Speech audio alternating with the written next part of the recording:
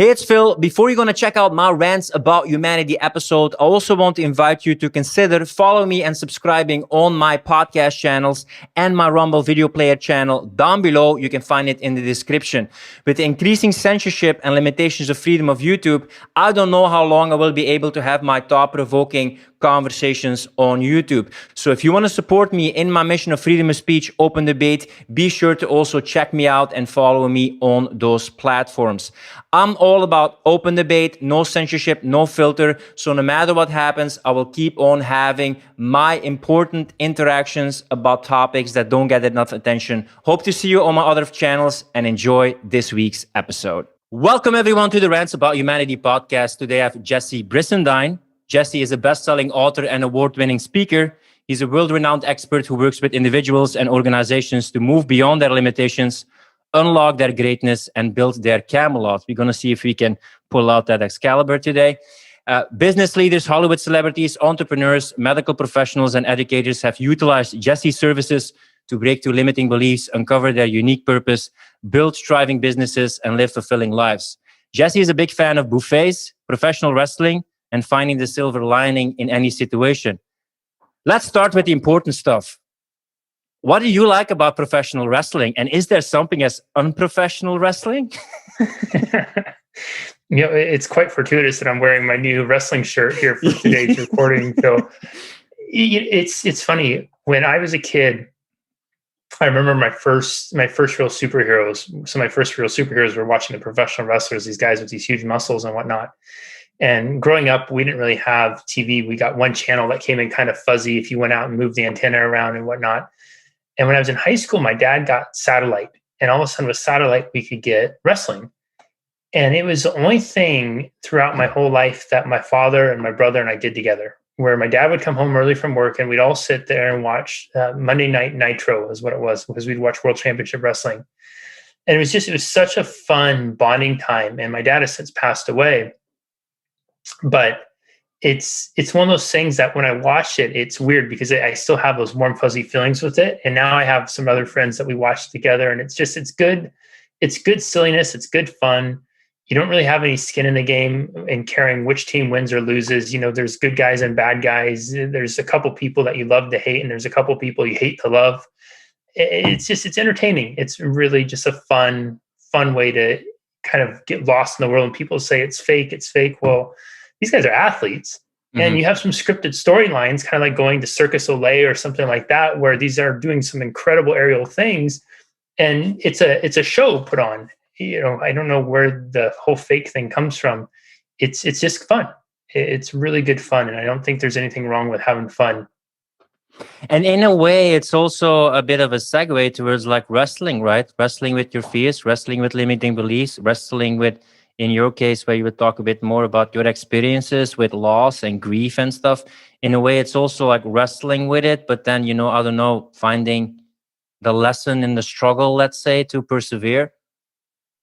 Maybe you could give a little bit of a background about, your interesting story about what you faced in your life and how do you learn from those adversities.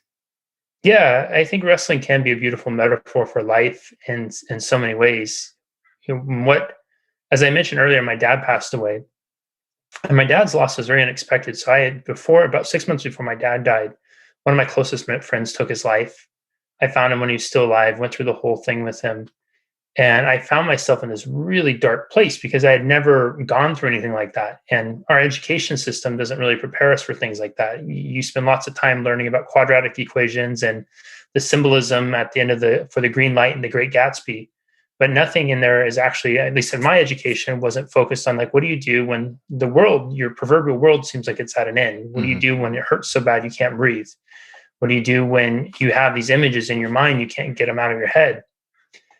And when Gabe passed away, I found myself really struggling in this dark place of trying to figure myself out. And I was, going through the best adage and advice that I could find available at the time, that grief has no timeline, that you could grieve the rest of your life.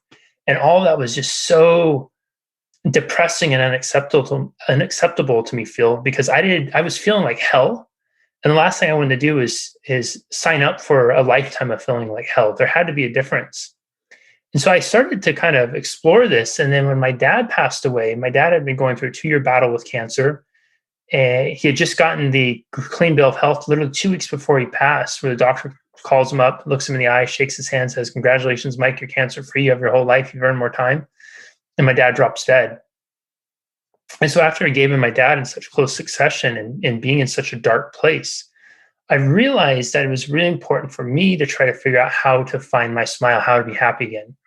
If there was going to be no timeline with grief, meaning that grief wasn't going to hurry itself along, then I realized that I had to be proactive and focus on what I did want, which wasn't this dark cloud of grief to follow me around, but it was to find the sunshine and rainbows of life again, to find the happiness, to find the silver lining.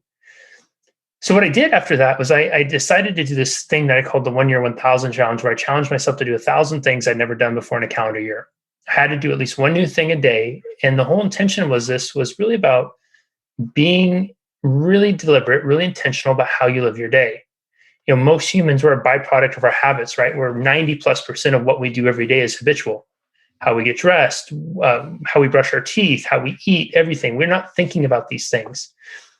Inevitably, what happens is it starts to create patterns, right? And so our emotional experiences become patterned. They become habitual.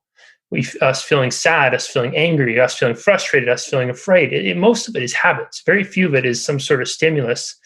And even if it is an external stimulus, most of it is, it's a familiar patterning, meaning we get a trigger and that pattern in our brain says, oh yeah, this is like this. We're supposed to feel this. And I knew that I needed to create some new patterns because I was starting to pattern my life, starting to form habits around feeling sad, depressed, grief-stricken, guilt-stricken. So that year was about just finding happiness, about creating, living with intention and building and creating happiness. And it was incredible, Phil. I ended up doing over 1,000 things I'd never done before. Most of these things were things that cost little to no money.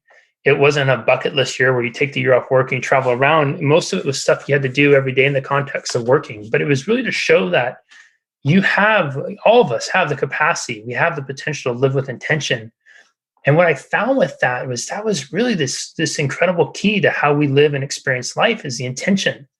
Because whether we like it or not, we are going into our days focusing on something, and we have thousands of things competing for our attention. Media, our Facebook timeline, our Instagram feed, advertisers, what's at the supermarket, our neighbors next door. And if we're not intentional about where we're going to put our focus, somebody is going to hijack it. And then in that hijacking, we are going to respond emotionally accordingly. And the emotion that we're going to experience as our baseline is going to really make the foundation for how we experience and express life. No, but I'm really curious about, like, if you would have to choose between two motivations, was your motivation mostly like, what would I love to do that makes me feel alive? Or would your motivation have been more, what would I love to have done before I die?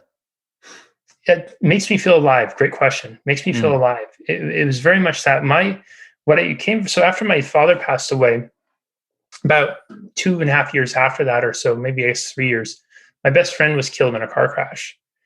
And what became very clear with his passing is I was asking myself these questions, you know, how would they want me to live? What would they want me to do? And it was very much about being in the present, like making this moment count. Because I think the challenge is with racing against the clock, what do I want to do before I die? Oftentimes the answers that come up are the big stuff. I want to travel and go see the pyramids in Egypt. I want to watch the waterfall at Victoria. I want to skydive. Rush, right? The rushing. Yeah, to get everything it's done. the big stuff. It's the big stuff. And those things are great, but they're unsustainable. Meaning it's an unsustainable. If you've ever walked outside where you live, and if you live in a town that has kind of a famous national landmark or something like that, you go out and the first time you see it, you're just, wow, you're in awe of it. Next time you see it, wow, you're in awe of it. The fifth time you see it, you're still wowed, still in awe, but maybe not quite as much. And over time, the impact dissipates. And so for a lot of people, that can be a real challenge because how do you meet that at scale, right? If you're basing your quality of life on these immense highs, how do you recreate the feeling of skydiving every single day? So it's a challenging thing to do versus if you focus on really like, how do I want to live? there's a sustainable intention. It's about, for me at least, it's about finding bliss, about having most of my moments, as many as possible, be moments where I'm experiencing some form of happiness, joy, bliss, and even doing the simple things. One habit I do is when I wake up in the morning, when I first take that conscious breath, before I move, before I do anything, I just say to myself, wow, what a gift it is to be alive. And having that thought versus all the other shit I used to think when I'd first wake up, and it's powerful because now I get out of bed and have a smile on my face. Something that's sometimes paradoxical for people, and especially in these times where people can't seem to cope with death or loss and are in this comfort culture, at least that's my opinion. Sometimes being confronted with loss and death makes you really face the meaningful questions in life. So for me also, when I think about, like one day this is going to end, one day my mom and dad won't be anymore, one day I want to leave something behind. And I reflected about that yesterday, like, and some questions I wrestled with. Let's say, am I a good friend? Am I a good partner? Am I a good son? And those things. And what would I love to have left behind, or how would I love people to remember me? That's very maybe confronting, but very powerful questions. Yeah, and then you get into this whole space of, we can even explore the definition of what is good. And is it good for me, or is it good compared to somebody else, right? Often when we bring in that kind of language, it's a language that when we're asking, we usually are basing good versus in comparison to something else. So am I as good a son as Phil is? Is Phil as good a partner as Jesse is? Mm-hmm. Well, it's not about me being equal to you or you being equal to me. It's about you being equal to you and me being equal to me. It's about you being you and me being me. And I think one of the challenges so many of us face, Phil, is that we've learned to compare. And it's almost like our whole culture is fueled by comparison in many ways, right? Whether it's social media, the number of likes we get, the number of downloads we get on a podcast, we don't celebrate the likes and the downloads. We compare it. Oh shit, I didn't get as many downloads as Phil did, or I didn't get as many downloads as that other episode. That was so stupid of me to have that guest on because they didn't have the same social clout or whatever it is, right? It's a really interesting dichotomy. I heard something, gosh, this was maybe 6 months ago, and they're talking about one of the biggest challenges the younger generation faces is they're growing up in a world where they are learning self-acceptance, self-love, and self-worth based off of followers and likes on social media. Yeah. So let's say you and I are 10 years old, or 10-year-old selves, you get 100 likes consistently. I'm only getting 50. Well, now I'm not as good as you are. Yeah, like the myth of Narcissus who looked at the water to see himself. Now that mirror is turned the other way towards the whole surroundings, and they have to reflect the self-image, right? Yeah. Yeah. And we're always going to project we're always going to internally project, we're going to reflect what we project. Yeah. And this is the thing that I think is super exhausting, to only have your self-image defined by what other people think about you, or if they like you. You have to perform, you have to pretend, you have to put on a symbolical mask and act all the time to stay interesting enough to pay attention to. But in the end, you should be your own best friend and own supporter. You should pay attention to yourself, because whether you like yourself or not, you're stuck with you. Like, this is your life. You can make something of it by focusing on the things under your control. And I see a lot by the appraisal of victimhood, the blaming, the being triggered. They put all the power outside of themselves, which is very disempowering. Yeah, it's something we've done to our great detriment, and especially in Western developed nations, is we've arrived at a place where we've met all of our basic survival needs in spades, right? Food, water, shelter, the 4 F's of survival: feeding, fighting, fleeing, and fucking. We have apps for all of those. Apps to get us food, apps to get us sex, apps to get us shelter, apps to get us an escape. And what that ends up doing, though, is we still have that primitive brain that is looking for survival. It's evaluating things for survival, except we're not having to look at life and death for most of us on a day-to-day basis. And we're tribal creatures. The nature of our survival is often dependent on our peers or tribes. And so what we've created now in society is we've created these dynamics where you're in or you're out of the group, depending on what labels you affix yourself, what you publicly espouse, you believe or you don't believe. And that's a scary thing for a lot of us, because we're risking getting ostracized from groups constantly if our beliefs are not what the norm or what the advocated belief should be. And then that triggers into that survival brain, right? So now how can I focus on myself if I'm worried about Phil kicking me out of the clubhouse because I believe something different than he does? Yeah, they have like tribal systems, or sometimes when you have corporations without leadership, that they say like up until 30, I don't know, 40 people, etc., it works. But when it becomes bigger, it's like too hard to handle. But our brain is not adapted to it. Like being cast out of the tribe, not being liked, that could have been death during the entire survival of the human species. So a lot of times this essential, like, I'm not being liked, I'm not going to survive, I'm going to be killed, instinct is triggered, but just something like, oh, I'm not getting enough comments, I'm not being liked, I'm getting criticism. Yeah, that was so stupid for me to post that. And we have the physiological reaction, right? We feel our face getting flushed, we feel ourselves starting to sweat, we feel the tension move up and down our body. It's literally an anxiety stress response, the same as we might get. Our heart starts to palpate, we start to race, the same as we might get when we almost get rear-ended in traffic, or we're walking to the store and a car goes by and we nearly get avoided. We're having the same biological, physiological response as we would if our life was literally in danger, because we're now using survival in context of evaluating our self-worth in social media.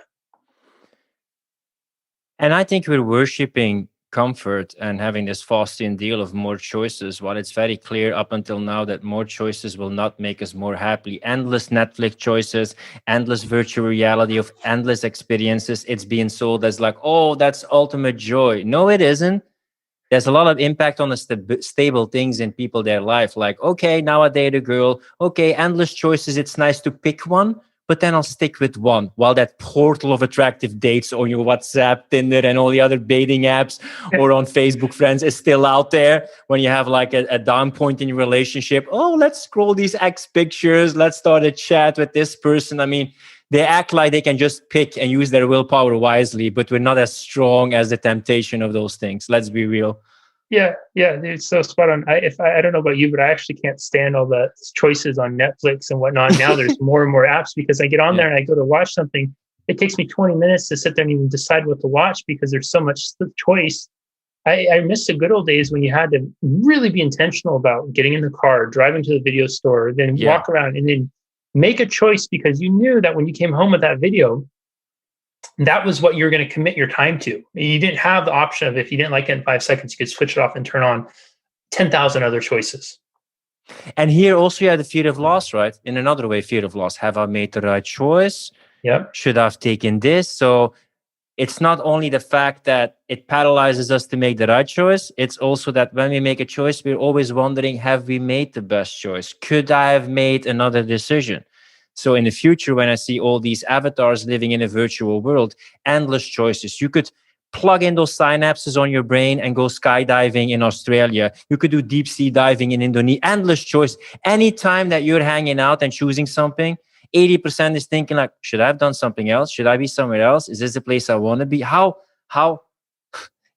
anxiety provoking and a torture device is that, to have endless choices just within the reach of your finger and the palm of your hand? But they sell it like it's like ultimate freedom, ultimate choice. Live the life that you want to live.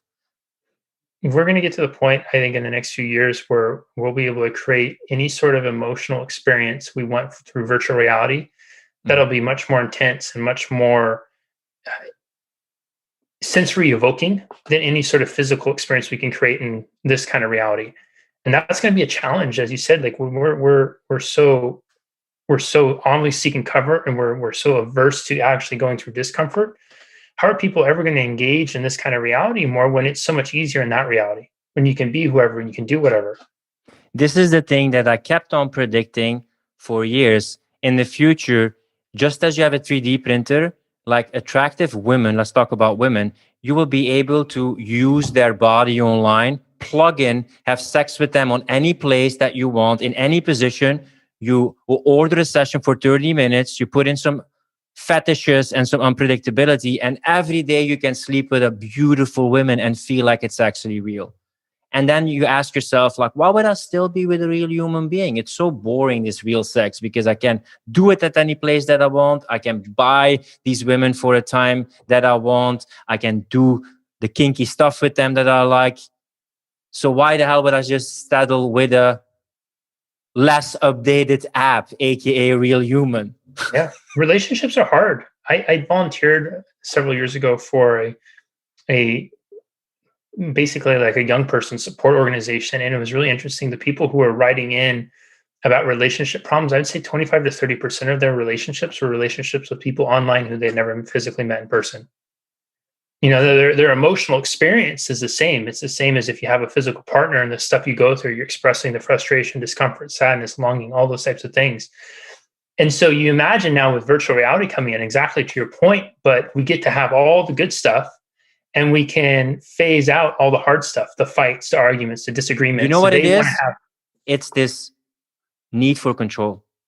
And we think like we don't want people to just be very controlling, but we want the ultimate control. It's very difficult to handle the unpredictability of humans or those emotions, etc. So we think if we can just control the seduction, control everything in the relationship, we will like be like happy.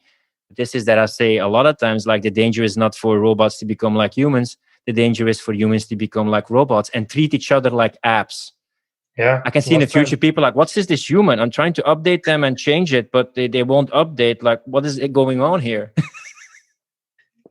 Or people will say like, let's meet in the real world because then I can, in a virtual world, because then I can update you according to my liking. Yeah, yeah. Or I can swipe left or right if you bore me with no consequence. Yeah, you can have, I don't know what the movie was. It's the guy with the same mustache as me that, you know, he dates that operating system. Scarlett Johansson does like the voice of that character. Oh, was And that that, Lucy? I Is it don't know. Lucy? No, it was not Lucy, but um, and in the end, that operating system focuses her attention on him. But Oh, she's dating like so many people at the same yeah. time, you know, and he feels like Transcendence cheated. or something. Johnny Depp, right? It was the one No, Johnny no. It Depp where was he. that I don't know what the guy was. Like people in the comments probably will be able to say who it was. But yeah, very interesting concept of like just dating an operating system that adapts to your personality. And yeah, she's like perfect and she does whatever I want. But then that operating system gets bored and just hooks into other people and gets constant stimuli, you know. So he wants constant stimuli, but he wants her to be exclusive with him. But then that AI or operating system starts dating herself, you know, like want to explore possibilities. And then he feels like cheated by that operating system, you know. Yeah, and I think the technology is so much closer than we realize too. And it's already here in many ways too. I mean, we just pick up our phones. The average person looks at their phone 200 to 300 times a day. 200 to 300 times a day. Most of us probably don't make eye contact with our partners a fraction of that time, but we'll make eye contact with our phones 200 to 300 times a day. Yeah, I had a friend. It's like an interesting symbolical analogy. You have the series Black Mirror, and in a way, that screen is a black mirror that sucks us in and keeps us occupied. But if this is the thing that makes us feel fulfilled, that's fine. But when people ask themselves, what are the meaningful, fulfilling, satisfying things in my life? Oftentimes, it's like that time I was scrolling in the metro in Japan, man, that half hour, most epic hour of my entire life, you know? It's like occupying yourself. It's being busy. It's like sometimes just being able to, I don't know, I think it was Pascal Blaise said it. Most of the problems come from people not being able to sit quietly in a room. They want to occupy themselves, be busy, and that anxiousness has to be filled up. Yep. But oftentimes that are not the most fulfilling and meaningful things. And I mean, I'm guilty of it. You're probably also guilty of it. I'm not preaching here like I'm the guru or whatever. But sometimes you get these insights in the pause, in the silence, in reflecting, in getting away. We need these times that we get away from all our occupations, tendencies, and then have a fresh look at ourselves. But when we're constantly plugged in into these electronic tentacles, let's say, it's very hard to escape the temptations of those things. Man, I'm this week and next. I have two keynotes I'm doing and I'm prepping for. And the hardest thing I do probably on any given day is blocking out time in my calendar to just have it be creative time. And I know I have enough experience with it where I know I have to sit still, I have to be quiet, I have to just kind of allow things to come. But the temptation to be doing this is so great. And it literally feels like I'm having a withdrawal from something sometime, especially not being busy, not checking my email, not responding. I have to take the electronics, put them in the other room but then I can rationalize it because I have, you know, a notepad on the phone or a notepad on the iPad or whatever it is. And so you have to make that choice with it and then wrestle through oh, well, I could get it here. Oh, I really need to see what's going on here to just be able to be still and allow that creative process to come.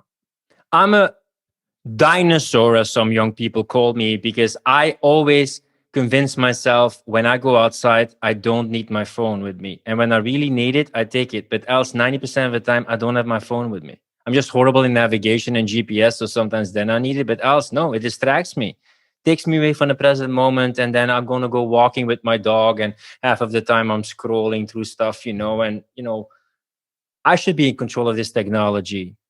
I Yep. should be using it instead of being used by it. But we are being used by this technology, and I will pull this Excalibur out of this stone and I will slay those dragons in the rabbit hole, because I know you're also aware of this, that this also has a purpose. This technology, when we take a look at the food industry, the technology industry, the media industry, the pharmaceutical industry, it also keeps us like enslaved, distracted.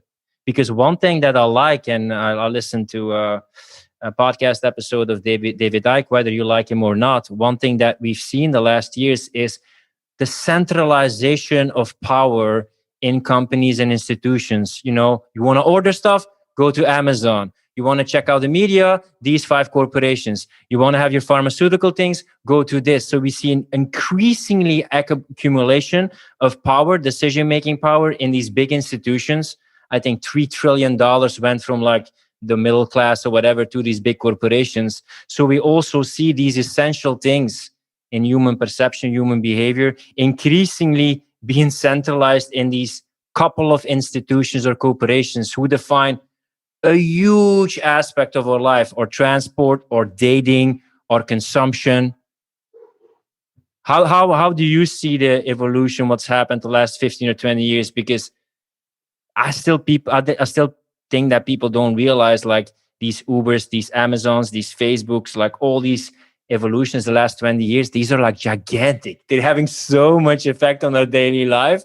But because this technology and this space is so fast, we never sit down to reflect like, whoa, so many things have changed. Is it actually for the better that these things have changed? And should we pause some things and rescue some things that we have lost? Humans were creatures of comfort. We like to be around people who are like us. We love to be right, and we really love to prove other people wrong.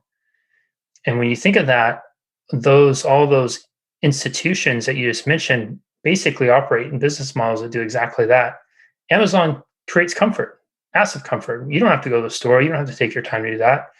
Jeff Bezos' last letter he sent to the shareholders, he did a whole math formula where he broke down the Amazon value they returned to their Prime members and about how much time they gave back to each member because they're not going to the store. It ended up being something like 70 plus hours a year that people got back from their life, and time they have with their families because they can order on Amazon.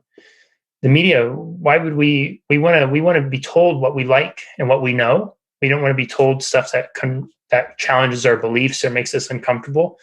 So we're going to tune in. And why would we go and want to investigate ourselves when all the information is just right there? In social media, boy, our feeds are populated by who we interact with and who we get fired up about, who's going to generate the most emotion, because the more emotion we generate. But let's be real, the food industry, Monsanto, is making us sick. The pharmaceutical industry keeps us numbed out, dependent on these things. Oftentimes, these things actually make things worse. When you look at the death causes, like I think in the top 3 are actually complications from medicine use. Social media is not bringing the truth. It's polarization, gathering attention for their advertisers. When we take a look at all these institutions, okay, they can make more money, etc., in a capitalistic model. But that model is not really benefiting the future of humanity. On the contrary, they're really trying to keep us irresponsible, triggered, atomized, unhealthy, dependent, being a slave to the system, while they extract our attention, our power, our resources to get more control. At least that's how I'm seeing it increasingly now, especially the last year. Yeah, I see it just a little bit differently. I see it more so that we are voluntarily enslaving ourselves to the system. They're setting up consumable modalities for us, and we're jumping on board to consume.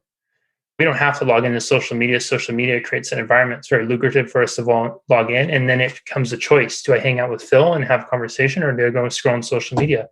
Well, social media is easy. There's immediate feedback. There's all sorts of things. I don't know what kind of mood Phil's going to be in. It might be, I don't want to bother him. I don't want to be rude.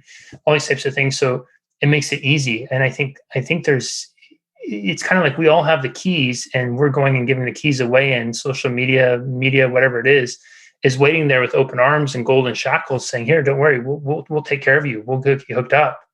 And so, and I think that's important to acknowledge, because I think the most powerful thing humans possess is free will, free choice, in the sense of, to whatever degree, of what we're going to consume, what we're going to put in our bodies. It's just we're giving that away to such an extent because we want to be accepted. We want to be part of the tribe. We want to be on the right side of the conversation, not the wrong side. We don't want to be labeled. God, we have so many labels in society now. And I feel like this last year, we really upped our game with how many labels we have. And each label, what it does is it's a way to categorize us as less human and make people more like them, less like us, or us more like them and less like them. And that's a difficult thing. When we start seeing the label versus a human, it's going to make it really, really difficult for us to relate to each other, for us to learn from one another, for us to grow together. Because, if I'm an apple person and I'm allergic to oranges, and I start labeling you and you as an orange, what good are you to me? You're death in some ways. How I see it is, I almost see like a couple of people with their hands and their cat on their lap, like, I don't know, the Goldfinger, I don't know, like Spectre and James Bond and Dr. Evil and stuff, They have a whole board, and there's like in-group, out-group behavior, a button. Fear, there's a button. Like lack of belonging, a button. Anxiety, a button. Fear of death, a button. It's like just press some buttons because they know that will trigger them, keep them occupied, and just divide and conquer button, identity politics button, and then just create these crises, polarize people, play on these fundamental fears. And then, yes, people are in control of these things, but these buttons are so primal. These motivations are so primal that when you trigger them, people are so much in that bubble of perception that it's hard for people to step outside of that bubble and see actually what's going on. Did you ever see that movie Wag the Dog? I think with Dustin Hoffman, where it's an old one. It's an old one, political movie also. It's worth rewatching. And there was some sort of political scandal that came up, and an election was coming up, and they were trying to figure out how do we get out of this and win re-election. And so they hired Dustin Hoffman, and he basically orchestrates a fake war, fake country, fake all this. He hires a movie director to direct this, all these types of things. And or Dustin Hoffman, now I'm thinking of it, he may have been the movie director. But anyways, they put this whole thing out on play, and people buy it. They eat it up. The polls, they're tracking the polls, all those types of stuff. And the person goes on and gets through, and it's such a manufacturing public consent. Yeah. And it's really, and the other one that came to mind as you were saying that, there's a movie called Cabin in the Woods, where the people get trapped in this cabin, and then there's literally these guys behind the screens pushing buttons, pheromones, werewolf, fear, what kind of monsters they're going to send out to elicit what kind of emotional response they're trying to get out of their people, and for the people who are betting and watching them around the world. Yeah, and there's a lot of coincidence theorists, but you can actually look up the things that are sometimes mentioned. I think the term New World Order was coined by H.G. Wells, I think, and it's one of the two Wells, but it could be H.G. Wells. That actually was a simulation of an alien attack done in the 20s or 30s with a radio play, and that they actually checked out the reactions of people. How would they actually react to an alien attack? And they used authorities like generals, because you don't know what's going on. Oh, a general is telling what's going on. He has the authority, which we see right now with virologists and doctors. Like, I don't know, but this person who has authority knows, so he must be right. But then the selection of who has the right to speak, the authority, of course, is like selected by certain people. But that's a lot of things that can motivate people to make a decision. It's my decision. But then when you take a look, what did you base it on? Okay, my authority is in this person, in this medium, in this figure. And who decided that that's an authority? Oh, those people set that person there, trust that institution there. And when you then do some background research about certain institutions, then you find, oh, there's a lot of people there who set up the conditions, who sponsored it, behind the screens. Yeah, and sometimes it's even more primal than that. We're basing it off of emotion. How does it make me feel to believe this? And how does it make me feel to be accepted or rejected by this person? If you're somebody who I don't necessarily agree with, and you've kind of pissed me off at some of the juncture in life, and all of a sudden you have an opposing view of me, I'm going to double and triple down that, because I have a vendetta that I can't wait to make you fucking wrong. And the way to do that is to go all in on this group, or vice versa too. Like if you're somebody who I really want to get in your favor and grow close to, man, you can bet I'm gonna double and triple down on that belief system, because it's going to feel good to get that level of reinforcement. It's going to feel good to get that acceptance. And I think that, again, going back to your statement about humans being creatures of comfort, we are seeking comfort when we're trying to avoid discomfort. We do not like being uncomfortable. And one of the most uncomfortable places we'll ever arrive at is the place where we're looking at and challenging our own belief systems, where we have to acknowledge that we're misaligned with our values, or we don't even know what our values are. We call teenagers, when they start to act up, as teenage rebellion. Well, really, probably what it is it's one of those times where they're really starting to become conscious of who they are and what they believe. And maybe they find that they believe something different than their parents, or their values are slightly different. And they're trying to separate and figure out their own, but parents fear them separating from that, right? And so they'll call that teenage rebellion versus teenage exploration. Yeah, we can't deal with negative emotions anymore. We can't deal with that. We can't deal with being offended. I'm being triggered. This person says something I doesn't like. So then suddenly when something happens that is, again, not under their control, or they don't like it, it's almost like living in a glass house. Like one brick can destroy the house completely, right? But they're safe in the glass house. So we're teaching people to not develop that resilience, to say like, that's uncomfortable things in society. Yes, we can try to prevent it, but in a way you also want to become resilient to learn how to deal with it. But we hide them in the dark. And then there's like little shadows that appear, like, oh, mommy, like the biggest giant ever is appearing. Yeah. And if you even are willing to be brave enough to explore and try to develop that resilience, we've been teaching that there's massive consequences that could be out there, because everybody's walking around with their cell phone waiting to catch you at your worst moment. Mm-hmm. And waiting for you to say something that might be slightly out of context, or maybe it doesn't come off quite. And then they'll take that soundbite, put it up there, and run a loop on it, and put you in this category of label. You're this, you're that, you're this, you're that. And then we start evaluating people based off of an emotionally charged moment, a moment of their humanity where they're going through and talking and doing whatever they're doing. So for somebody who's wanting to go into this other space and explore, when we talk about safety, it's funny that we phrase safety, right, as a thing, because we've made it the most unsafe for people who are willing to explore their own belief systems that are different from the herd, or what we advocate as being the norm. Yeah, the biggest comfort is learning how to deal with discomfort. Yeah. Yes, people are comfort-seeking creatures, but the same people who are comfort-seeking creatures are putting on the mainstream media every day, which is blasting horrible news and discomfort to people, their eyes and their ears. You want more comfort? Shut up the mainstream media. Yeah, I was at the gym the other day, and in the 20 minutes I kept looking at glancing up, I saw probably 10 headlines. Of the 10 headlines, there was one that was somewhat framed positively. All the other 9 were all framed very negatively. And not only that, but there was one about golf. And it was talking about, so here you have the golfers walking out on the course, it's sunny, right? It seems like this is about as harmless as it can get. But the headline was like something like arch rivals, controversy, Mars, upcoming thing, and some sort of thing like that, like just drama elicitation with it. And these guys are walking in their little khaki pants and their little khaki shirts and walking around, and it looks sunny out, and there's nobody out there looking like they're fighting, but the media makes it seem like that. And so when those are the headlines going through, like, you imagine what we would all feel like emotionally if the headlines were, gosh, new water well installed in Africa, right? New upstart project that helps homelessness get back on their feet, launched in Western Europe. That hero who's like catching plastic in the seas and making an invention with nets to save plastic in the seas. Yeah. It's the same reflection that I have about what's going on. The thing that starts with a C, which has a mortality rate of 0.15%, mostly 80-plus-year-old with underlying illnesses, and every attention resource has to be focused on that. Can you imagine everything we did right now with the celebrities, with the campaigns, with X makes you free? Could you imagine a campaign? Exercise makes you free, meditation makes you free, healthy eating makes you free, connecting with people makes you free, finding your purpose makes you free. All the celebrities like, find your purpose, be healthy. Oh, not you're going to get a burger when you're going to do the Xavine thing. It's like, no, you're going to get an extra group lesson if you're going to exercise and be more healthy. Can you imagine what we could do?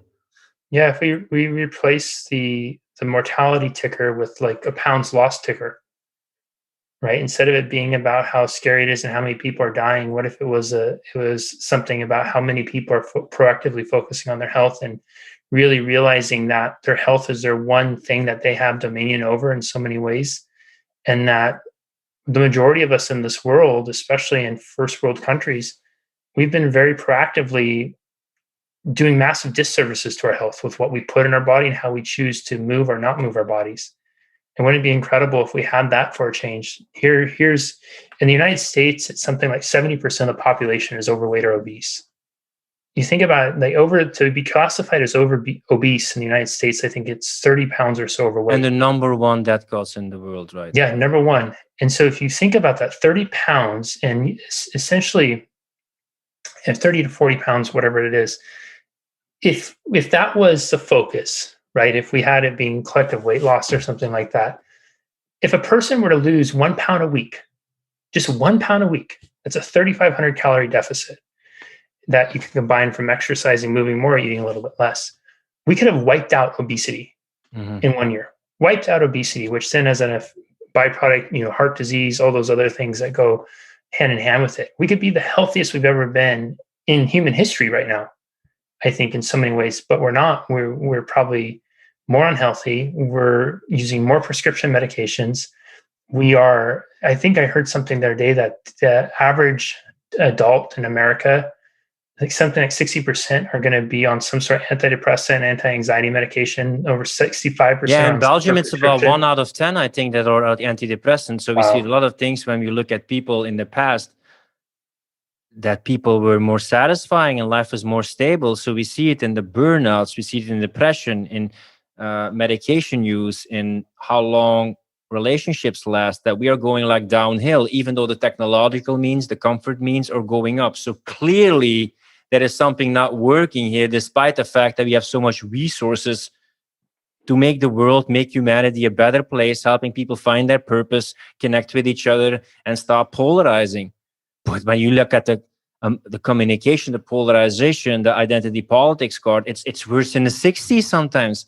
And I'm thinking, yes, we can still improve things, but the fact that it's so over-exaggerated, like, do you think there's purposely an agenda behind it by certain people, or do you think it's more the sign of the times and a kind of end of a certain era that now is boiling up? I think that fear and mediocrity are the two biggest businesses in the world. And I think right now business is booming. And I think that's tragic, because I think that doesn't have to be that way. I think that we need to look no further for evidence than how the media that we consume, especially the news. The news is just one beacon of fear and mediocrity. And every now and then there's one feel-good story thrown in there to try to balance things out. And I think that's problematic. When we're putting each other, we're constantly creating narratives to pin each other against one another. You're making a decision for your health. You're making a decision against somebody else's health. It's black versus white, Republican versus Democrat, whatever it is. We have so many of them now. And it's a challenge, because I think that the people who have the biggest megaphones are smart. I think they probably know what they're doing. And I wish that, I think of that Spider-Man quote often, with great power comes great responsibility. And I just wish that people took responsibility for what a privilege it is to have that power and that influence, and really considered what their influence is doing and what kind of impact they could be making with people. I'm more and more convinced of that people are being put or allowed to be in certain positions because they got certain support or they have certain character traits. Because when you see Amazon, it should have been like bankrupt a lot of times, but then it's like keep on pumping stuff into it so it becomes so big that it can't fail. Uber, the same thing. They've been having loss for so many years, still they survive. If you read Tesla, the story, like suddenly was almost bankrupt and then he still got some support. So this is just a hypothesis. They got some support from people like, we're going to cover you. We're going to make you so big you can't fail. You're going to be super rich, etc. Can do everything you want, but you have to fulfill a certain agenda. Because for me, when I look at the top 20 richest people in the world, they have so much money, but they're not using it to provide permanent change and make the world a better place. A lot of times they want to enhance their power. Just recently, I'm always way ahead with my podcast. You see, I was talking about Elon Musk.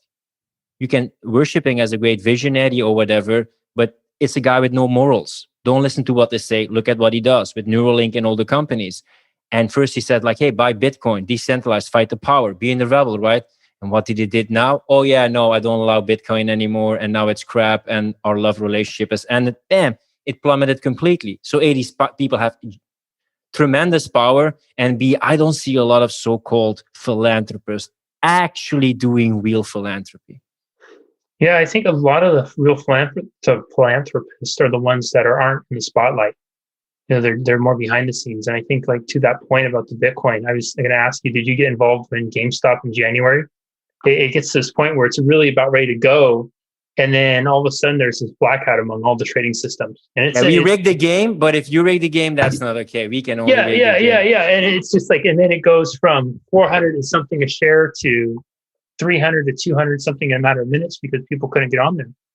And now they're supposedly having an investigation, but you know how long those things take. And it's even been happening this last few weeks where they'll halt trading because AMC started to take off or GameStop started to take off. And supposedly some of the things are not as bad as it was before, but there was a really big one in January where we had all these people who are really, they thought they found this, and they did. They found people who were trying to, game the system. They figured out a way to win the game and kind of Robin Hood it, get from the rich and give to the poor. And then it got shut down. They had made a new game, and all of a sudden they said, nope, no, you're not going to let that happen. With everything that's going on this crazy year, why can't people believe that they're being lied to? I think because I think that we have made it so comfortable for ourselves to lie to ourselves on a daily basis. So I'll give you the easiest example. When, how many times do you make an agreement with a friend and you say to that friend, hey, we'll meet up at 11 a.m. Mm-hmm. And then one of you is there at 11:05 or 11:09. Well, the agreement was 11 a.m. So the lie was I wasn't going to be there at 11 a.m. I was going to get there at 11:05 or 11:09. Now, we can all get a one-off, but it's a normal thing, right? So when we have made it so incredibly comfortable to lie to ourselves, how can we ever hold anybody else at a higher standard? And so I think the expectation is, it's funny, people will talk about trust, especially in relationships. Well, I can never trust again. Mm-hmm. Human survival is predicated on trust. When we get in a car, we're trusting that the other driver is going to follow the rules of the road, not swerve over and kill us. When we jump on a plane, we don't know the pilot, but we're trusting that pilot is going to fly the plane and going to get us at point A to point B. Well, we're mistrusting people, but we're trusting the science. Yeah, but then we're going to go and and so we're going to trust, but then we're going to act like that we're not going to trust. It's a very interesting dichotomy, this game we play. We extend full trust with our very lives to complete strangers, but then we often won't trust our own self with ourself, or we won't trust our most vulnerable parts with the people that we're claiming we're closest to. You have the fundamental attribution error, when I'm late, it's not my fault because I'm a good person. And when somebody else is late, like, what the fuck, this asshole is way too late. It's totally his character, Yeah, exactly. But for me, the crazy thing, just as part of the thing that you did with learning how to deal with death and loss and questioning your life is like questioning the fundamental narrative story that is guiding your life and going under the underlying premises of it. Like, what's the foundation of my life? With everything that's going on right now, which has a lot of impact on people, their life, I'm always curious that people are not willing to look at the foundation of their life or the foundation of that story because it has such a huge impact on their life. This is always crazy to me. I was always willing to see the truth and then see what it's like, but a lot of people don't even want to investigate that or implore further. Even though it has an impact, you can ignore it, but it still has an impact on your life. This is strange to me. We've been taught since we were first born that we need to believe in trust and authority, right? Respect your elders, mind your parents, listen to your teachers, and believe what your doctor says, and so on and so forth.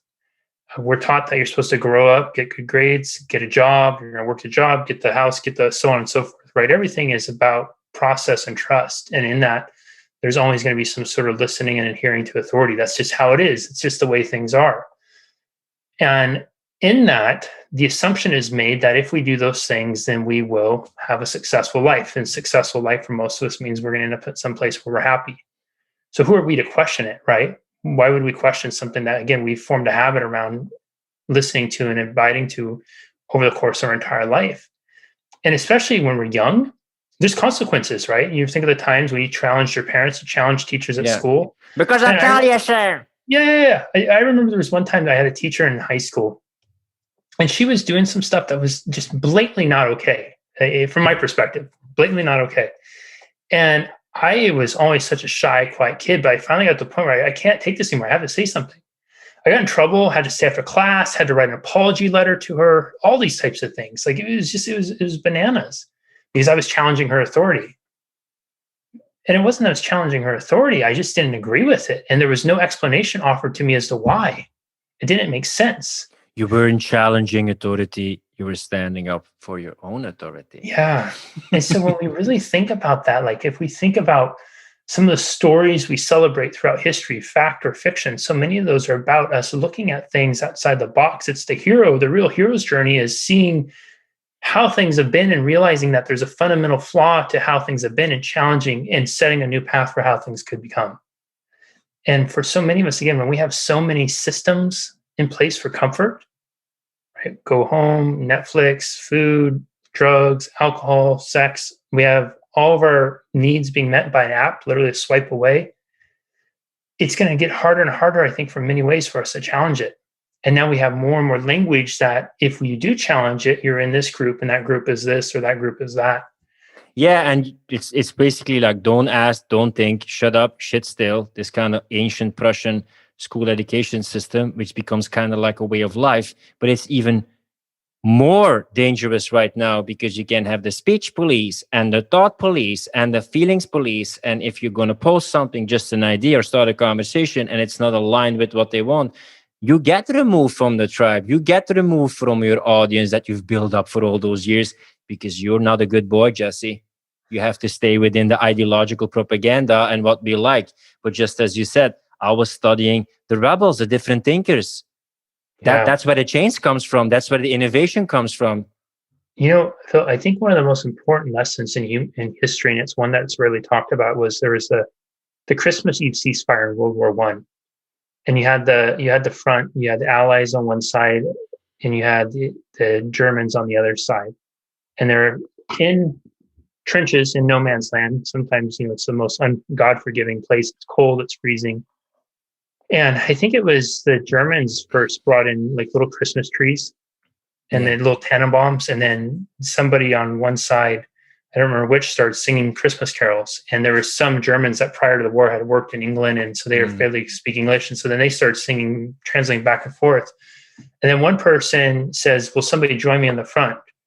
And they go down, they lay down their weapons. And pretty soon you have these guys that were calling each other all sorts of names, literally looking at each other as monsters, wanting to kill each other because they were so afraid for their life. They're now out there shaking hands, exchanging things, and doing the sacred work of removing the dead. They're playing soccer together. They're showing each other photos. And what's really remarkable in that is all of a sudden I realize that I'm a German and you're an English soldier. Wait a minute, I'm not a monster. I'm not some radical. I'm not some evil thing. You're not all of a sudden God's soldier or whatever it is. I'm somebody who's fighting for my kid and their safety, just the same as you're somebody fighting for your kid and their safety. Now, it's presented as these extreme ideologies, but the core motivation for soldiers on each side is that. And so then what ends up happening is after that ends, next day, they don't want to kill each other anymore. Well, now I'm not killing this monster. I'm killing Phil. And I kind of liked him. We played soccer together. Yeah. He helped me carry my best friend who got killed out of there. So what happens? They don't want to shoot each other. So the generals, the people behind the scenes completely removed from it, say, hey, you need to get out there and kill each other. They still want to do it. So then they say, okay, well, hey, Phil, I have to fire, but I'm going to fire high, so you go low. And then now your side's getting the same thing. Jesse, well, I'm going to fire, but I'm going to fire low, so you get high. And then it eventually comes where the generals behind the scenes have to threaten court-martials, saying, if you don't kill him, you're going to get killed. And that's bananas, right? Because it Yeah. was a moment at our most, you think about war is probably the most emotional, extreme moment of humanity, where we are literally, we have to create some sort of narrative in our head and belief system so strong that I will take your life without hesitation. And in the coldest, most miserable moments of humanity, people are able to get up and find the humanness in each other, be able to see that you're fighting for the exact same thing as I am, the safety of your family, the people that you love and care about. Wow, you're not a monster, you're a father. Well, that's the same thing that I'm reeling right now with everything with the Salvines, and it's sometimes difficult to have the empathy towards them. But they're doing it because they think it's the good choice. They want to save lives. They think it's the good thing to do, you know? And then that's the story that's guiding them. And they want to play this divide and conquer game that we fight amongst each other, you know? And then the people behind the screen, they can just take advantage of it. But yeah, I know they're doing it because of a good reason. I know I'm doing it because of a good reason, because I want to have a livable society and also think of the future that future generations and children will grow up in. Their empathy is sometimes a bit less because they have been fed that mainstream media perspective that I'm like, you know, denier, which is using that World War II language. But in the way, the same thing with race, the same thing that I realized, like I had some conflicts with the way of life of strictly Muslim immigrants in Belgium, let's say. But I've been reflecting about this like the last weeks. And I feel this has also been like orchestrated 9/11, then starting Afghanistan, then in Iraq, the illegal war, then in Syria, suddenly like the conflict arises. And there's like a whole bunch of refugees coming to Europe, which have different values. This will always create a conflict. You know, I'm judging them by my values. They judge them by their own values, some things that I really like about the brotherhood. But they're also just being played and being used. And then we're blaming it on the Muslims or blaming on these people. But then in another way, I could also feel like, hey, brother, I understand you, man. You've been used by the system to fight each other, to blame each other. And then we keep on focusing on this low level. But you know what? Those people who set these things in motion, these are fucking assholes. We should get together and fight this thing, you know? Yeah, until we learn to see the humanity in our neighbors, we're going to always struggle to come together to take on the wizard behind the curtain. You know, the Wizard of Oz Yeah. ends up finding out that's just the person behind orchestrating the whole thing. The challenge is that we're not even getting on the yellow brick road because we're still finding fault in one another. And we have to learn to see our neighbors as somebody asked me the other day, they said, Jesse, what do you think would be the fastest way to improve the world and make it better? And it's alien invasion, no doubt. I said, alien invasion? I said, yeah, absolutely. Because what happens when an alien invasion is all of a sudden it chunks us up more global, right? We have the luxury right now of seeing each other as you know, Republican, Democrat, Muslim, Christian, all those types of things. We have all these different layers. Yeah. Yeah. There, if it's aliens, now it's humans versus aliens. It's Earth versus the outsiders. Now we're all on the same team all of a sudden. So there's collaboration and there's collaboration and there's a common goal, a common cause. We don't have that luxury right now. Unfortunately, the aliens aren't invading, at least that we know of. And so what we have the opportunity to is really like it's learning to look at our neighbors and see the humanity in them. If we're seeing the more labels we affix to our neighbor, the more blind we become, I think, in my opinion. It doesn't mean we have to like them. It just means we have the opportunity to respect them. Well, I think they're already like planning an alien invasion to then again have that eternal war, as what they talk about with Oceania and the other parts of the world in 1984. You can quote me on this. They will simulate a cyber attack and tell me, hey, citizens of the world, give us your digital data because good old government is going to protect you from those cyber attacks. So now we want to track and trace what you do online for your benefit, of course. Climate change, of course. There's only one narrative that we hear. 100% anti-pollution, etc. But it's much more complicated than they pretend. But again, they use this eternal war, crisis to crisis to crisis, cyber attack crisis. There's this refugee crisis, Cold War crisis, Vietnam crisis, you know, crisis to crisis to crisis. So oftentimes, even if it's like a good cause, it's being used to keep people occupied, keep them busy, keep them polarized. So yes, an alien invasion could unite us, but it could also be like used like, yeah, give up your freedoms. You have after lockdown and this is happening, you know, in this whole kind of, if you're going to use movies as analogies, this Truman Show, pushing the buttons, and then you know you have this whole social experiment. How I'm sometimes feeling like after a year and a half, you know, sometimes I feel like suddenly you're gonna walk out like, and then I'm like, Jesse, I knew it, man. Oh my God, you did the thing with it. I knew that it was. I knew you guys, man. I know you. Oh my God, you did this for a year. Gee, like I expect this to happen like every day because it's so surreal, you know. Yeah, I'm holding out hope for the Independence Day where it's the speech and everybody comes together. But I get it, yeah, and I feel like it could go either way. Like I often still think sometimes that what was the downfall of the great civilizations in history? It was probably because they couldn't be grateful for what they had, and they felt they had to keep expanding and conquering. And I think that that's the piece right now for us. We're at a really unique time in human history where we do have the opportunity to have survival needs met, and we have the opportunity to really, I think, one of the opportunities of humanity is have that consciousness elevation, be able to do that. But we get still so stuck in our ways. We can't look from our fellow animals. In Africa or a watering hole, you'll see all the animals come to the watering hole together. And they're not the lions aren't trying to kill the gazelle. It's like a peace place, right? We all come there because there's no threat. We don't need to hunt. We don't need to kill or slaughter one another here. But for us sometimes to share resources, can't do that. You're my naughty neighbor that really upset me the other day. And sometimes what I think is the solution is to do the exact opposite what globalists want and what they have been pushing the last decades, which some things maybe had to be done. But I think go more local, celebrate your origins, celebrate your ethnicity, which has nothing to do with white national, but be proud of your culture. This is the diversity in Earth. I like to go to different places, see their culture celebrating. It's not like, oh, they are anti my culture. They're celebrating their culture. Focus more on polarity in relationships because they want to make everything subjective, and masculinity, femininity doesn't matter anymore. All these themes that we see right now, globalized ordering on Amazon, more local. Celebrate your ethnicity, be a bit more honoring the polarity in the relationship so it creates more stability. Do the exact opposite of the move that a lot of people in power are focusing on and build and create those, first that society within yourself, little one man, one woman society. But I think parallel societies, I think on the short term, it's like needed that we honor again those things that we have lost and that actually are celebrating diversity, ethnicity, nationality, sexuality, more local, more nature, more connection, and integrating that technology instead of chasing that comfort, chasing that speed of technology and innovation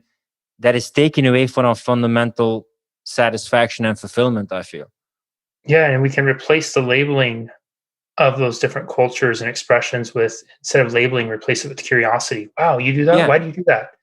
Instead of making it about labeling it because they're so strange and different, getting excited about it's, when you go to some place you've never been to before, you go to a new restaurant you've never been to before, you're so excited to try the menu because it looks so different. It looks so interesting. You don't just go there and order the same thing you'd order at the other restaurant. You try things different. Be excited. Replace labeling with curiosity. Yeah, and I think sometimes cliches or have also a reason because in general, sometimes they're a bit more true, which doesn't mean there's no exception, but etc. So you could go to these Black communities like, oh my God, there's so much more in their body, man. They're like, oh, with the jazz, better improvising. Oh, they're so smart with their words, and that made those Black people look white people. Oh man, they're so structured, they're so consistent, like these. Yeah, we all can learn from each other. And I don't judge everyone like they are all like this. But there are some things we can learn from certain communities, certain ethnicities, certain culture, which I actually appreciate. Yeah, like it's such a great thing to be able to celebrate differences, acknowledge how we're different. It doesn't mean that it's a bad thing to do. I was hanging out with a couple of friends the other day, and both my friends are gay. One of them is Black, and he says something about, makes some joke about rednecks. Mm-hmm. And I was saying, yeah, where I grew up. And he looked at me because we were making a joke about where I grew up. And then I go, and because there was a lot of rednecks up where I grew up. And he looks at me like he was sorry he offended me. I'm like, dude, don't be sorry. It is. There's a lot of them up there. It's true. One of my best friends who still lives up there, he'd be the first one to tell you, yeah, I am one. I'm so proud of it too. And it's sad that friends come together and they're expressing and they're playing and they're connecting. And you have to be worried about. But it's intention, right? It's context and intention, which you often only know in an individual context, And when you take that away, man, that sometimes we make jokes like, And sometimes as they talk like locker room talk with Trump, everybody have had this locker room talk, like, and then just, like fooling, etc. We would never voice this publicly, but but playing with it, Yeah. It's like, I look at my friends I hang out with, and it's like a hodgepodge of humanity, which makes it so fun. And we all joke with each other and everything else. And it makes it fun. It makes it really, really fun, and it just deepens our relationships. And I think that's the piece, is like, we're so quick to not want to offend other people. But what we really need to be asking is, we need to be asking the question about, why am I choosing to be offended by this? Why am I allowing this to affect me? I did hip hop for 16 years, and I was one of the top battle MCs and freestylers. And I kind of liked that assertive, competitive thing in men sometimes, especially the more older men than the generation right now, because I had to be quick with it. They challenged me, to then come back and rebuttal, and it kept me sharp, like, okay, how can I come back, etc. It also helped me create more control within myself and handle those circumstances. So I actually liked a bit those challenges thrown at me, made me more resilient. I find that I feel like people who become successful at whatever they do, they'll often say that. They'll say that I appreciated the challenges because they made me more resilient, versus most of us, I think, when we're struggling, we hate the challenges because we feel like it's just one more obstacle. It's one more hard thing we have to deal with. Yeah, but when I started my hero's journey, I realized that I was leaving the familiar tribe and I was going through the woods, and it would be a bit of a lonely place in the shadows. But if I would commit it to sharpening my sword, learning how to survive, that would be some great adventures I could go on. So I didn't expect it to be settled. The beginning period was the most difficult. If people ask me, like, how did you get to where you are? Like, one day at a time, man, committing to the journey and then putting that gift in myself. Hero's journey, you try to find a thing outside of yourself, and then learning the skills, learning about yourself. You realize, like in The Alchemist, it was within you. Yeah. It's always been within us. Like, we're always the key. We're always the blessing, and we're always the curse. It's always us. Is there anything that you liked about the King Arthur myth above other myths? Yeah, you fulfill what it is for me. Is it's the idea of the round table. It's the idea in the time of, medieval times, and tyranny and corruption and all those types of things, that there was a place called Camelot where there was a round table, and the round table was chosen with intention that no one person was more or less than another, and that everyone was equal, even to the king. And I think that is, and that there was an open door, an invitation to sit at the round table, that even someone born not of nobility, but just by being a good person, by conducting themselves right, by living in alignment with values that the kingdom held dear, could earn a seat at the round table. And I think that's such an amazing metaphor for right now. It's like, God, what would it be like if we all had a round table in our home and we invited everyone to sit at it? Nobody was judged. Nobody was put on a head of the table or valued more or less important than the other. And that anyone, no matter where they were born, no matter what was it in the Knight's Tale with Heath Ledger? They said you can create your own stars or something like that. It's that, man. I think that is it speaks so beautifully to what's possible for humanity if we create those opportunities for one another. And but it starts first with us being willing to set a space of welcoming to allow that to happen, versus being closed off. We can never have a roundtable experience if we start with a rectangle. Yeah, and it's also something that is about service, about being noble, committing to a duty. And I think that's very powerful in your life when you can say, like, okay, what's my duty to myself? What's my duty to the world? How can I serve? Not just having conformity and slavery, but like, how can I commit to a greater cause? Yeah. And that's, all of us have the opportunity to contribute to a cause greater than ourselves. And I think one of the reasons we will often wrestle and fight with one another is because we're not aligned with a cause greater to ourselves. Again, society's made it too easy not to be. There's too many options on Netflix. We're too easily programmed and coming out of the factory system that education is in many ways. So we're not taught to seek cause, just the same as I wasn't taught to how to deal with grief and heal from a loss. I was taught to figure out what the symbolism was on the green light in The Great Gatsby, and to sing some sort of fancy song to remember quadratic equations. Like stuff that I never use now. Well, I use The Great Gatsby one a lot just to kind of go on a tangent about education. But the actual skills that would I really think be it's one of needed. the worst books written ever. It's so difficult to read. I asked once, like, what is one of the crappiest books ever? That is, maybe I hurt your feelings here, bro. Like, but I think it's one of the most overrated books ever. That was probably what started the downfall with that one teacher I told you about earlier, because I remember on the essay and there was a question about it, and I wrote, why can't it just be green because of the way the fog comes in and the light's reflecting on it? Why does there have to be some sort of deeper meaning in it? Why can't it just literally be a trick of the eye because of the lighting? Like Rosebud, right? In Citizen Kane. Yeah. And I'm just like, this is so, I don't want to break hearts of great Gatsby fans, but it just seemed to me this is so stupid because there's so much other stuff that we could really.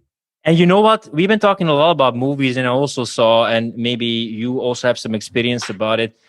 These archetypical themes, these epic movies, I find that the storylines in terms of depth, in terms of characters, in terms of archetypical stories, they've been perverted a lot the last 15 years. There's not a lot of, besides like The Matrix, a lot of Truman Show, etc., like memorable movies where relate with the characters that's like really standing out. I feel that it's changed a lot also in these movies that have an impact on how we view society, through series, through movies. Have you seen a different in archetypical meaning or storylines or depth of characters in the movies the last 10 years, 15 years? Yeah, I think that if we do Marvel versus DC, I think that Marvel has done a really good job of allowing us to really fall in love with characters and go to depth with them. And DC has given us kind of the cookie cutter scraps, with the exception of the Dark Knight series. I think in the Dark Knight series, we really got to be invested in Batman and go through the whole journey with him. But Batman aside, I think that there's been a massive miss. And in so doing, we get like this, it leaves us completely unsatisfied, unfulfilled. With Marvel, at least for me, I still cry every time that Captain America is worthy to wield Thor's hammer, and because it means so much to me, because Captain America to me is like that superhero. So it's the most like you and I. He's the closest one that we could espouse to being. He doesn't have the fancy armor. He's not a god. He's not all these types of things. And he always does the right thing, even when it seems like it's a hard and difficult thing to do. That he's willing to stand up against this, or he's willing to stand alone against Thanos, even though it means imminent death to him. So the fact that he could be worthy of the power of Thor, I think that's a really powerful thing. I always cry still when I see him say Avengers Assemble, but more so because to me that represents him always believing and always doing the right thing, that his friends all came at the time that he needed them the most. To support him in fighting. And I think that's something that we miss, is that if we were to just do the right thing, and the right thing doesn't mean that it's the easy thing. It doesn't mean it's the neat thing or the right choice. I love these uniting scenes, man. Like I think also in the second Lord of the Rings, like he's been asking the help of someone and he's not coming, so and then he's like coming so at the last time. Like those moments are completely epic, man. Yeah.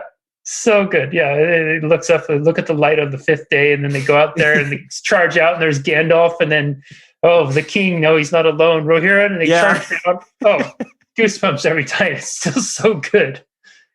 But that's it. I think that's the real metaphor almost there. It's like we all have that hope. Yeah, we have something bigger here, right? We may have our differences, but we have something bigger at stake here. So let's fight for that. Yeah. And we hold that hope that we could come together. Like I think we see that could be a possibility for it, for humanity, that we could come together if we could put aside that there's something bigger than us. And I don't think we're that far away from it, but we have to be willing to switch off what we're looking at externally and tune into more what's going on in here.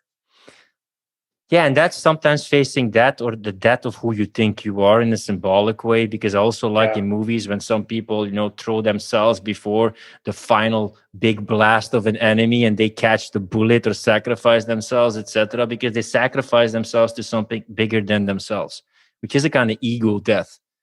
But I think that is a very worthy way to die, let's say, when it's not just about you, it's like a cause that's bigger than yourself. Yeah, that's what Matrix really is, right? Is Neo had to give up what he knew to be able to go and pursue something bigger than himself.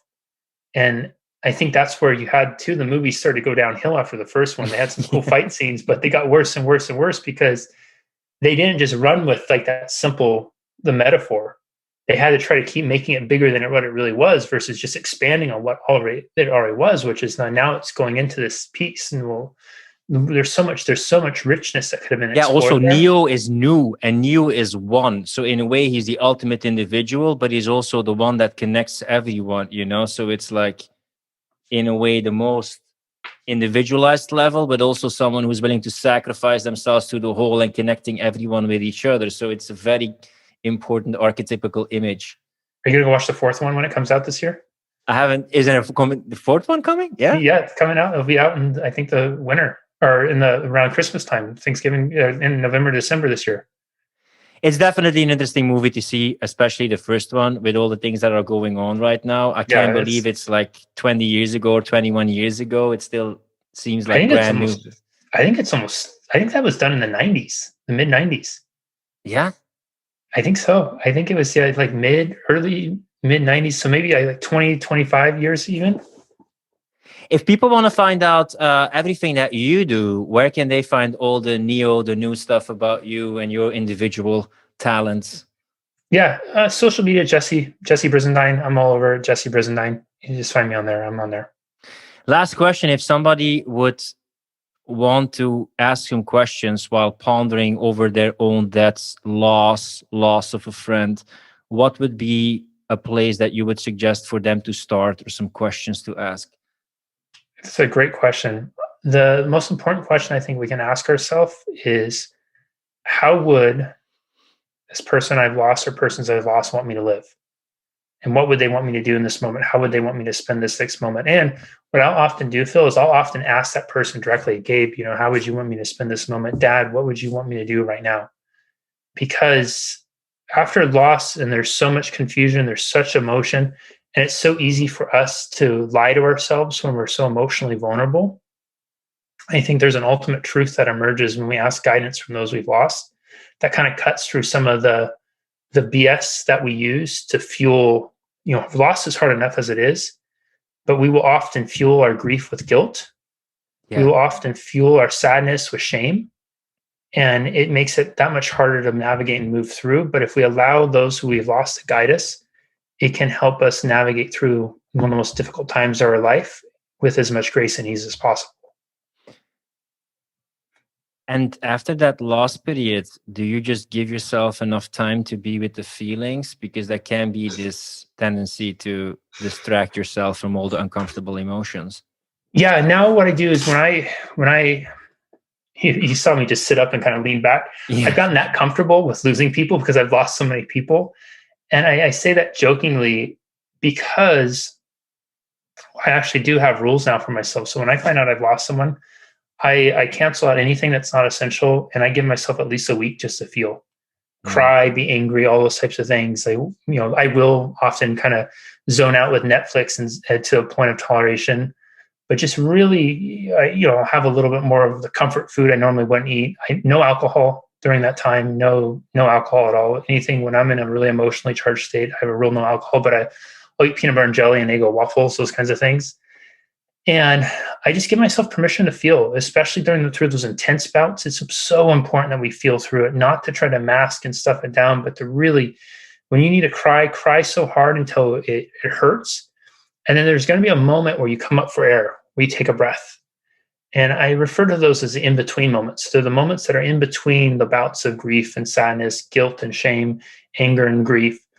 It's a moment where that emotion is kind of physically processed through and you're feeling something different than you were before.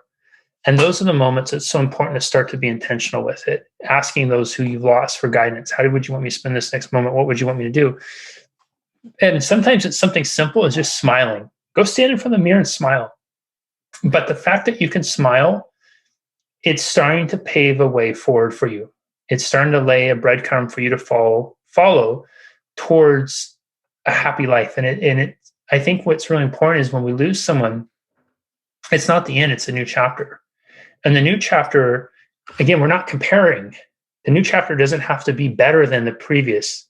The previous chapter could have been amazing, and the next chapter can be amazing too. And that amazing next chapter doesn't diminish how amazing the previous chapter was.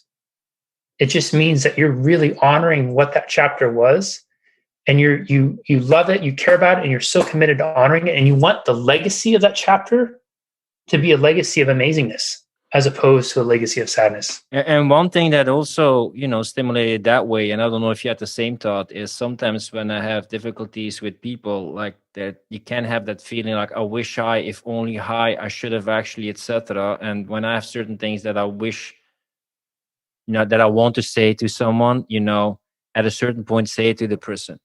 Because you never know how long they will live or how long they will be there. And when there's some things that you always want to say, like, hey, man, I want to thank you for this, or you've been so helpful here, or I just want to get this off my chest. Like, these conversations are important. So sometimes I reflect about this, like, these important people in my life, what's the message I want them to take away, that if they're gone, I'm glad that I said it to them.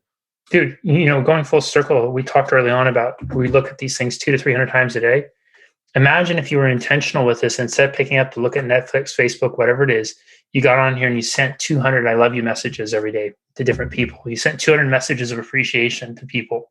I did a gratitude challenge once where I said, like, I'm going to, for 30 days, send a message to people who had a big impact on my life, and I'm going to tell them how much it meant to me. That's awesome. Thanks for meaning a lot to the world and starting your hero journey and inspiring others to do the same, man. It's been an honor to have had you on the podcast, Jesse. Hey, Phil, likewise, man. Thanks for creating this space and having me on, man. I appreciate you. If you like this podcast, don't forget to subscribe, share, and leave a comment. And if you're a coach or consultant and you want to scale your online business or maximize your productivity, check out the show notes to find out more about Philip and his coaching programs. Rant over.